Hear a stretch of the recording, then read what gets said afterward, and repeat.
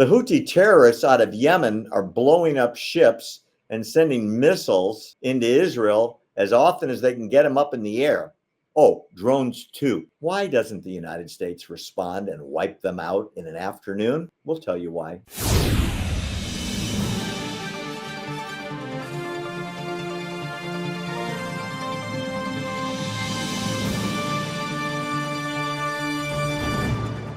There's something I don't understand. And you've been in the Middle East. You have a tremendous amount of experience as a protector of the United States interest there. The Houthis, they call them Houthi rebels. It's a terror organization. It's a terror army funded, trained, directed, and managed by Iran. And they're firing rockets and they're landing on ships and they've kidnapped crew members. It's piracy gone crazy.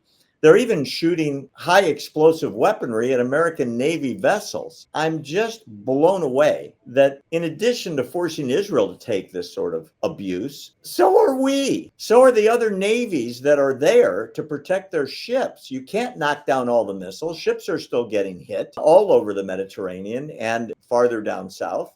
And the lack of response is stupefying. Claire, we could send F-35s there and wipe out every single base shooting rockets in an afternoon. Why don't we do that? Well, here again are political calculations, I think. The Houthis' actual name is Ansar Allah, which means the partisans, the followers of Allah.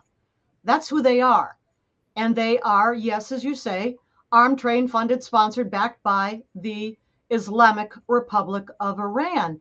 But again, for political considerations, looking at the electoral timetable in the United States, the senior leadership of the Biden administration, to include Antony Blinken, Secretary of State, Jake Sullivan, National Security Advisor, and others, will do anything they possibly can do, consequences no matter, to tamp down any kind of genuine response that would actually take out the launch sites, the main weapons depots, the transferal into ports like Houthi on the Red Sea by the Iranian regime of these missiles and rockets and drones.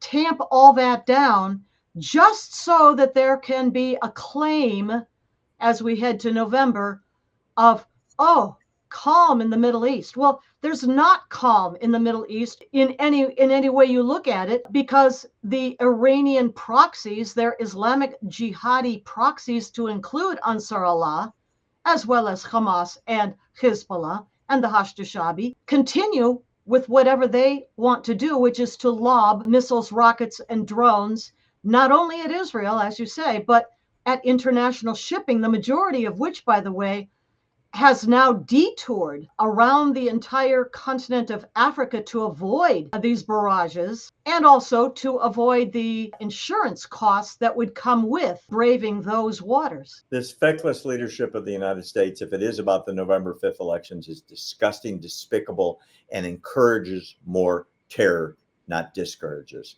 I don't think it's going to help Biden get reelected. And I certainly don't think it's going to improve our standing on the world stage. No, we're seen as weak, and in particular in this period of time leading up to November the 5th, especially weak and non-responsive to threats against our own as well as allies' national security interests like Israel's.